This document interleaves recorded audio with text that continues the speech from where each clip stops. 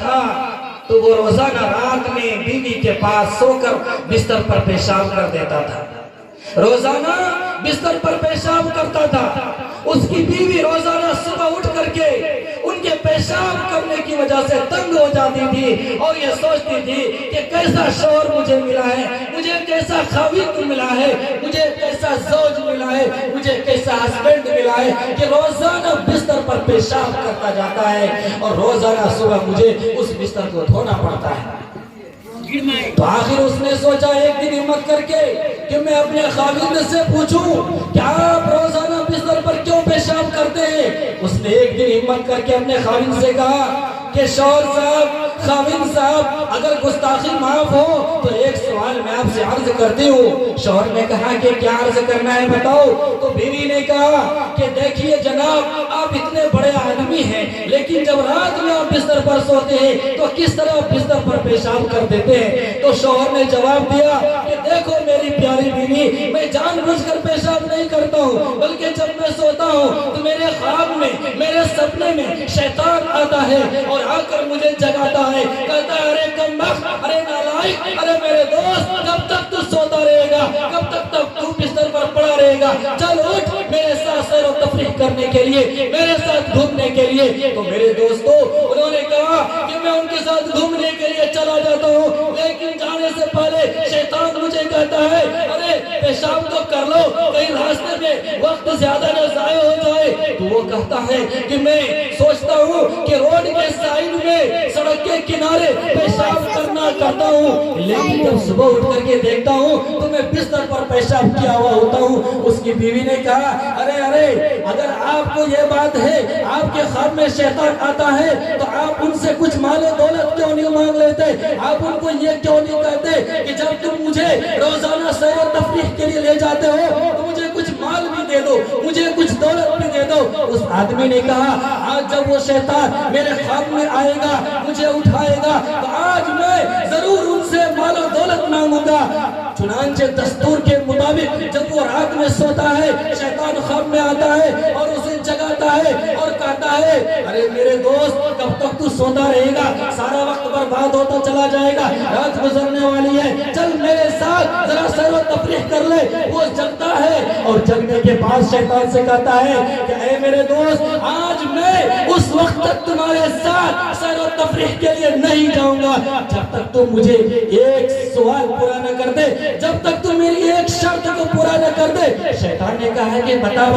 تمہاری شرط کیا ہے؟ اس آدمی نے کہا کہ دیکھو، میں تمہارے ساتھ اتنے دنوں سے سیر و تفریح کرنے کے لیے جاتا ہوں، لیکن آج تک میں نے تم سے مال و دولت نہیں مانگا، اس لیے آج مجھے تم سے مال و دولت کی ضرورت ہے۔ وہ شیطان کہتا ہے اس میں سوچنے کی کیا بات ہے، اس میں گھبرانے کی کیا بات ہے، چلو چلو، تمہیں دولت چاہیے نا، چلو میرے ساتھ تم دولت لے لو، تم بعد میں ہی پیشاب کر لینا۔ اس کو لے کر کے سیدھے ایک بادشاہ کے گھر میں داخل ہوتا ہے اور بادشاہ کے گھر میں داخل ہونے کے بعد وہاں کے خزانے کھولتا ہے، وہاں کے خزانے دکھاتا ہے اور کہتا ہے میرے دوست، تجھے جتنا مال چاہیے، تجھے جتنا سونا چاندی چاہیے، تجھے جتنے زیورات چاہیے یہاں سے اٹھا لے، تجھے جتنے روپے پیسے چاہیے یہاں سے اٹھا لے۔ شیطان کہتا ہے، وہ آدمی کہتا ہے ارے میرے دوست، میرے پاس جیب میں 2 سے 3 ہے، اگر میں جیب میں بھروں گا تو میرے پاس بہت ہی کم مال آئے گا، ایک بورے کا انتظام کر دو، ایک کٹے کا انتظام کر دو، میں اس میں مال کو بھروں گا اور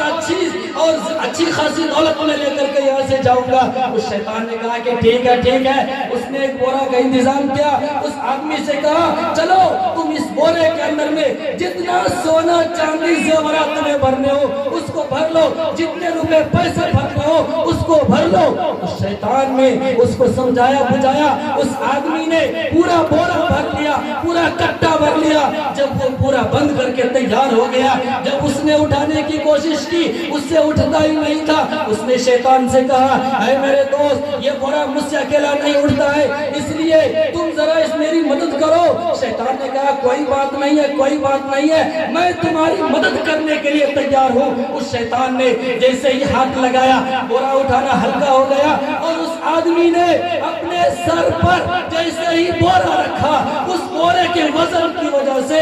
اس کا پیشاب اور پاخانہ دونوں نکل گیا۔ जब पेशाब और पाखाना दोनों निकल गया, जब सुबह होती है तो बीवी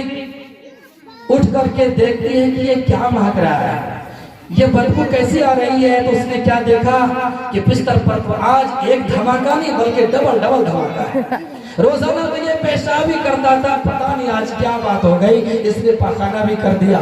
तो उसने अपने शौहर से पूछा कि शौहर साहब, आज तो आपने एक कारनामा अंजाम नहीं दिया बल्कि 2 कारनामे अंजाम दिए। कहा कि बीवी मैं क्या बताऊं, तुम्ही ने तो कहा था मुझे शैतान से मालो दौलत मांगने के लिए, मैंने उनसे मांगा, मैंने बोरा उठाया, इतना ज्यादा वजन था कि जिसके वजन को मैं बर्दाश्त न कर सका और मेरा पेशाब पाखाना दोनों निकल गया। तो उसने कहा कि ठीक है शौहर साहब, अब आप सिर्फ पेशाब ही कीजिए, अब दोबारा माल मांगने की जरूरत नहीं। तो मेरे दोस्तों, मेरे बुजुर्गों, आज जिस तरह हमारे दिलों के अंदर माल की मोहब्बत बैठती जा रही है और खुदा की याद से गाफिल होते जा रहे हैं, बड़े ही अफसोस का मकाम है